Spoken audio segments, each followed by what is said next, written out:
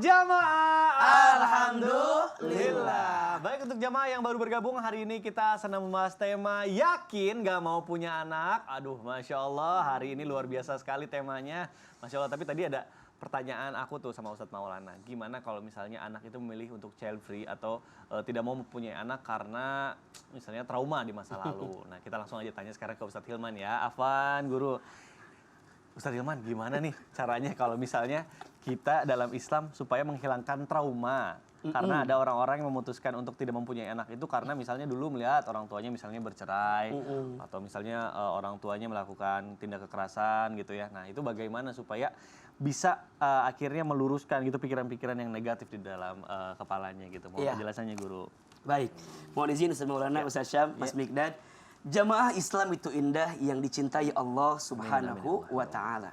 Berdamai dengan masa lalu. Memang tidak mudah.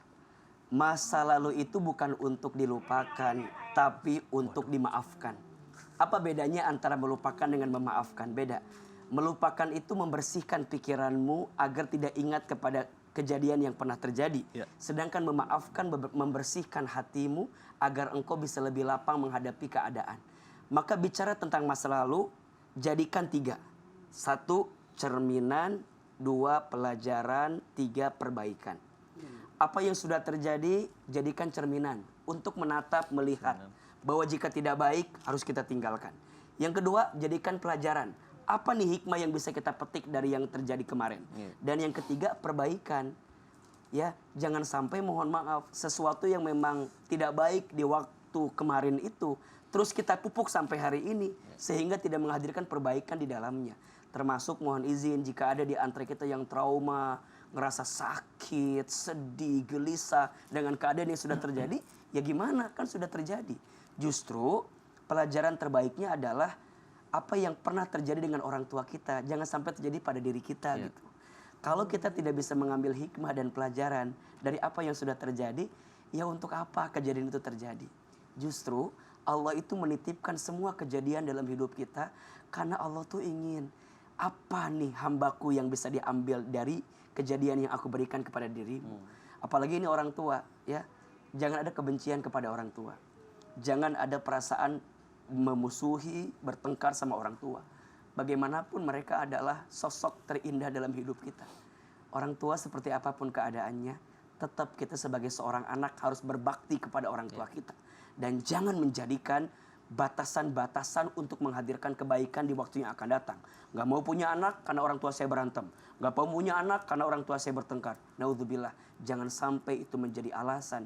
Yuk perbaiki komunikasinya, perbaiki hubungannya.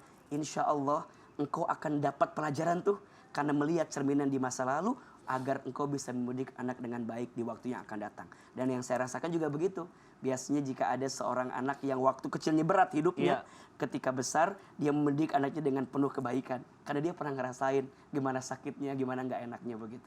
Mudah-mudahan Allah berikan kemudahan. Waduh. Justru dibalik ya. Biasanya dibalik gitu. Masya Allah. Baik, terima kasih Ustadz Hilman penjelasannya. Nah, baik, aku ada pertanyaan sama Ustadz Syam nih. Ustadz, ini banyak nih mertua, mohon maaf nih ya, yang pengen ngeburu-buruin supaya pengen punya cucu nih buru-buru. Tapi kan jadinya pressure gitu buat misalnya sudah 2 tahun, 3 tahun sampai 5 tahun belum bisa memberikan keturunan gitu. Akhirnya bagaimana ya supaya para mertua ini atau misalnya orang tua ini bisa terbuka pikirannya, tidak buru-buru gitu, nuntut supaya punya anak-anaknya atau menantunya. Subhanallah, ada satu kalimat yang indah. Rubahlah sesuatu yang bisa kau rubah dan terimalah sesuatu yang tidak bisa kau rubah. Jadi apa yang kita bisa rubah? Yang bisa kita rubah adalah kelapangan hati, bukan mulut mertua. Jadi kalau misalnya yang dirubah adalah kelapangan hati kita, setiap kita menerima pressure daripada orang tua ataupun mertua, kita akan menganggapnya adalah doa. Tapi kalau hati kita tidak lapang, didoain sama mertua, dianggap ditekan. Subhanallah. Jadi bukan mereka yang harus diubah, tapi pola pikir kita yang harus diubah. Bahwa mereka itu sedang mendoakan kita. Ya Allah. Jadi jangan dibawa stres ya. Jangan, kapan nikah? Doain. Itu doa, berarti doa. Besok habis Jumatan.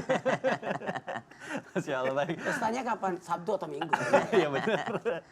Terima kasih Ustadz Syam jawabannya, Masya Allah. Ustadz Maulana, izin. Tadi kan kita sudah membahas nih mengenai child free, terus juga kita sudah mengikuti Yang jelas untung Nabi Adam tidak child free. itu dia kalau Seandainya Nabi Adam child free, tidak ada nggak kita semua. Kita tidak bisa membahas ini, tidak bisa. Masya Allah. Ustadz Maulana, jadi aku ingin tanya nih, sebenarnya hal-hal apa saja yang membolehkan pasangan untuk tidak mempunyai anak? Apakah kondisinya sakit atau apa? Mohon maaf. Baik, Silakan Guru, tafadhol. Bismillahirrahmanirrahim. Allahumma shalli ala sayyidina Muhammad ala sayyidina Muhammad. Hari ini 22 Rajab 1444 Hijriah. Berarti sisa 38 hari lagi. 1 bulan, 1 minggu lagi kita akan bertemu dengan bulan suci Ramadan. Masya Allah, tabarakallah, Allahumma barik lana fi Rajab wa Sa'ban wa balikna Ramadan. Amin, amin, ya Allah. Buat semuanya, boleh enggak berkata tidak Tidak mau mempunyai anak. tidak mau mempunyai anak jikalau pernikahannya itu sudah kakek-kakek, nenek-nenek. Oh, sudah lanjut usia. Mau. Kasihan juga. Ada kan orang menikah di nenek-nenek, kakek-kakek Ya, kan? ada. Ya, ada. Tidak ada lagi keinginan punya anak itu. Betul. Cuma teman hidup. Ya. Jadi itu boleh. Nenek mau punya anak lagi. Ya Allah. Gak Usia. mungkin. Dan yang kedua, mohon maaf tanpa menggurui, bisa jadi diperbolehkan kalau sesuai syariat dalam hal kalau membahayakan jiwa.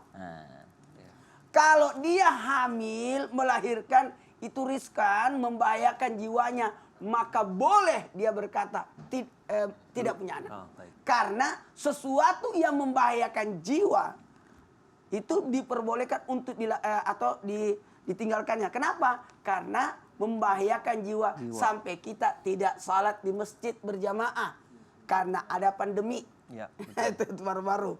Salatnya biasanya kan salat di masjid atau di lapangan, khutbah Idul Fitrinya. Di rumah masing-masing. Itu diperbolehkan. Kemudian betul kata Ustaz Ilman, kemungkinan yang dimaksud di sini adalah menunda mengatur kehadiran anak karena belum siap secara ini ya masih anak. Makanya kalau ada yang menikah belum cukup umurnya dalam Islam itu tidak satu atap. Baik. Tidak satu atap. Dia menikah, boleh nggak menikah? Islam kan tidak, boleh kok. Islam menikah yang artinya yang usia anak. Oh mohon maaf, Islam itu sudah diatur bahwa kalau anak di bawah umur yang dinikahi tidak satu atap sama suaminya. Iya, jadi untuk mencegah itu yang membahayakan jiwanya. Baik. Jangan sampai anak melahirkan anak. Ya. Jadi ada untuk menghindari zina, kamu kamu yang penting kau sudah nikah, jadi kau fokus sekolahmu ya.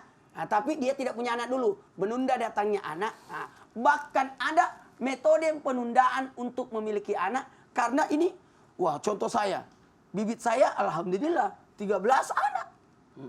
Saya 13 bersaudara, jadi satu kali ketemu hamil lagi tuh. Istri saya kan di Makassar, saya di Jakarta. Kan begitu. Waduh, bisa jadi setiap tahun punya anak. Maka ada namanya penundaan punya anak dari segi Islami, yakni dengan cara ASI eksklusif. 2 tahun. Orang yang ASI eksklusif 2 tahun, itu yakin itu metode Islam supaya menunda punya anak di tahun berikutnya. Jadi itu hebat. Islam sudah pengaturan seperti itu. Jadi kalau bertanya, ada nggak orang yang menikah boleh diperbolehkan untuk tidak punya anak kalau pernikahannya di usia lanjut, atau membahayakan jiwanya. Bahkan yang ketiga, menunda lahirnya anak disebabkan karena hal tertentu. Saya terus terang, waktu nikah saya tunda punya anak 1 bulan. Ya Allah. Kenapa Ustadz 1 bulan? Karena saya kan tidak pacaran. Nanti orang kaget. Betul. Ustadz tidak apa-apa tiba-tiba nikah. Oh jangan-jangan, saya lihat dia sama sepupu-sepupu saya. Jangan-jangan kau ambilkan anaknya orang. Kau tidak ada kabar berita tiba-tiba menikah kan? Iya. Saya bilang diam aja aku. Mengantisipasi. Jangan sampai. Juga, Masya Allah. Makanya Ustaz Sam aman ya, 3 bulan kan? Iya, karena nggak pacaran juga. Nggak pacaran juga. Ustaz, kau Ustaz, saya belum punya anak. Tenang, itu hikmahnya. Kenapa? supaya kau tidak kena fitnah. Betul, Masya Allah. Terima Jadi kasih. child free-nya cuma 3 bulan ya. Yes. Ustaz Maulana Saya cuma cuma 1 1 bulan. bulan. Terima kasih Ustaz Maulana. Yang lucu kalau misalnya Nabi Adam memutuskan untuk child free, berarti kita semua tidak ada. Dan untungnya Fir'aun child free. Oh iya lagi.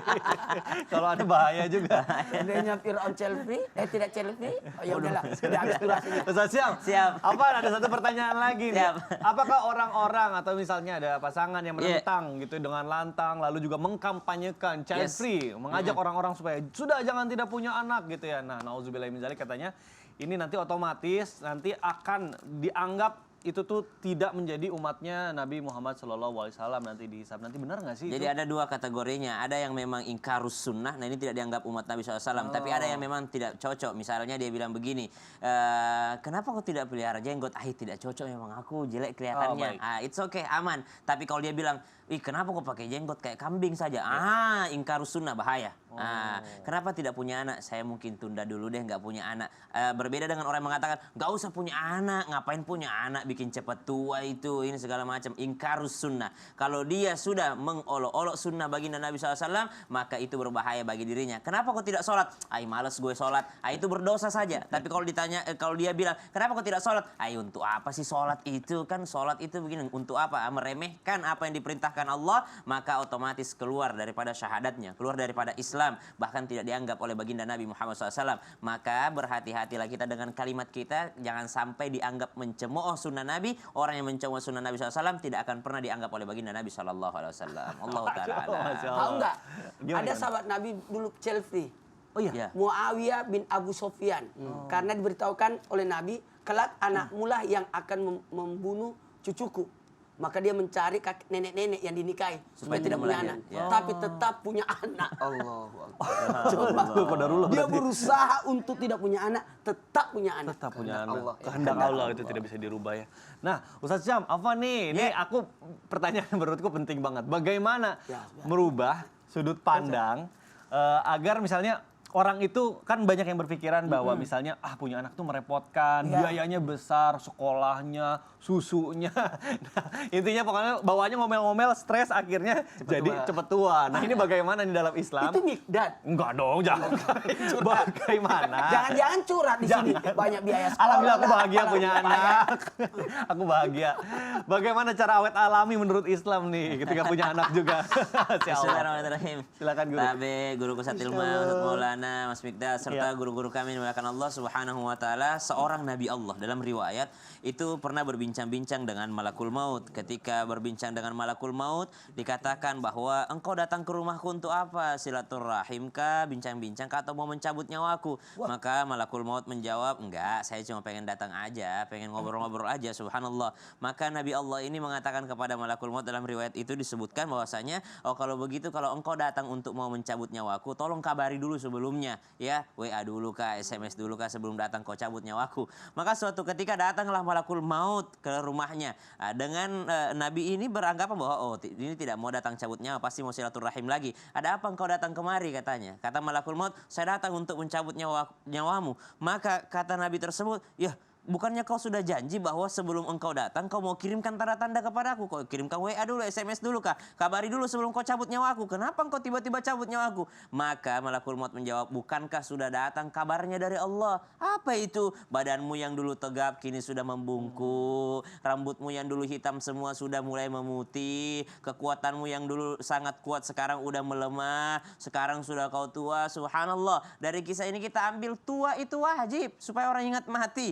Jadi menua itu bukan sesuatu aib, bukan aib, subhanallah. Jadi orang menua itu adalah kodratnya sebagai manusia, subhanallah. Sesuatu yang tidak bisa untuk dipungkiri. Bukankah Nabi SAW ketika bersama dengan Ibunda Aisyah berlomba lari, lalu ketika pada akhirnya Ibunda Aisyah kalah, karena juga sebab daripada tanda menuanya seorang manusia. Seorang baginda Nabi SAW saja itu juga menua, mengalami daripada fase kehidupan. Maka sangat fitrah manusia mengalami yang namanya tua. Yang kedua, jikalau disebutkan bahwasanya mengubah mindset itu tadi semua manusia pasti tua. Yang kedua adalah Nabi SAW mengingatkan man tala umurhu wa hasun amaluhu, walaupun tua tapi bagus amalnya, itu yang disukai oleh Allah Subhanahu wa taala. Panjang umur, bagus amalnya. Kalau ditanyakan bagaimana resep awet muda dalam Islam, maka semangat ibadahnya ditambahin. Semangat ibadah, subhanallah. Sering kita lihat orang-orang tua kita walaupun looknya dari luar adalah orang yang lemah, tapi ternyata semangatnya masih membara-bara. Ada orang looknya dari luar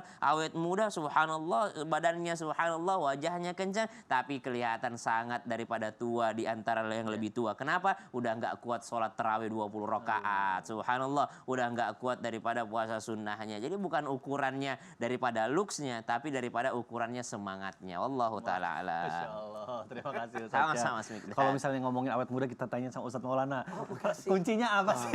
Semangatnya. Pasti dikiranya umur berapa kalau Ustaz Maulana sama orang-orang? Saya alhamdulillah tahun depan sudah 50. Masya Allah. Kok nggak kelihatan kayak 49? Tahun ini 49.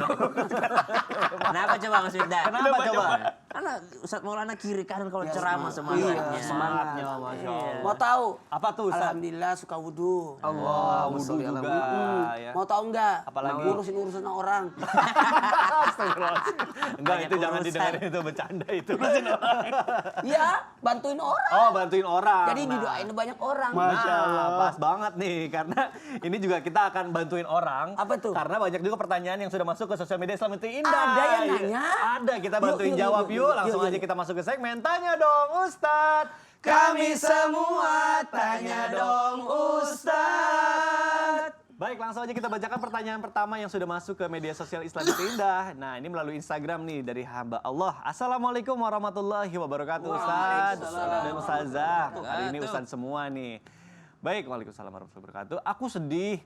Padahal aku mengharapkan cucu dan berharap bisa menyaksikan langsung cucu pas lahir. Tapi sayangnya anak aku memiliki pemikiran liberal dan menganut child free. Gak mau punya anak, bahkan sampai gak anggap saya bukan ortunya lagi, memutuskan komunikasi. Gara-gara aku selalu nanyakan cucu dan aku merasa bersalah.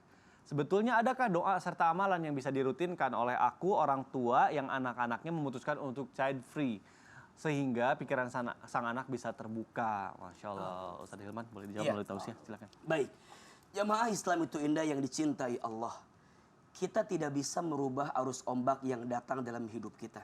Kita hanya bisa menenangkan tubuh kita agar kita bisa mengarungi sederas apapun ombak yang datang itu. Maka betul sepakat dengan Ustadz Syam.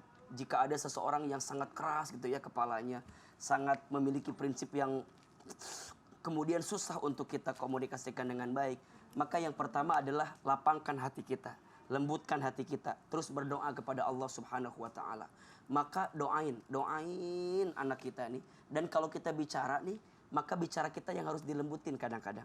Maka ada satu doa ini agar bicara kita bisa tembus ke hati seseorang. Bismillahirrahmanirrahim. Rabbishrahli sadri wa yassirli amri wahlul 'uqdatam min lisani yafqahu qawli. Ya Rob, lapangkan dadaku. Ya Rob, mudahkan urusanku. Ya Rob, hilangkan kekakuan di lisanku dan jadikan setiap perkataanku dipahami oleh orang yang mendengarkannya. Maka duhai orang tua yang tadi punya anak begitu keras kepalanya, begitu keras hatinya, maka bicaralah dengan penuh kelembutan. Jika lisan kita tumpul, pinjam lisan orang lain untuk bicara kepada anak kita. Insya Allah ini jadi wasilah untuk kita agar anak kita mendapatkan pemahaman yang baik. Jangan mendengkinya, jangan membencinya, jangan juga mengatakan kalimat buruk kepada anak kita. Bagaimanapun mereka adalah putra-putri kita yang diamanahkan oleh Allah kepada kita. Begitu jawabannya. Alhamdulillah, terima kasih Ustadz Hilman. Sama. Baik jamaah, jangan kemana-mana karena setelah ini kita akan melanjutkan pertanyaan dari jamaah. Tetap di Islam itu Indah. Jamaah, oh jamaah. Alhamdulillah.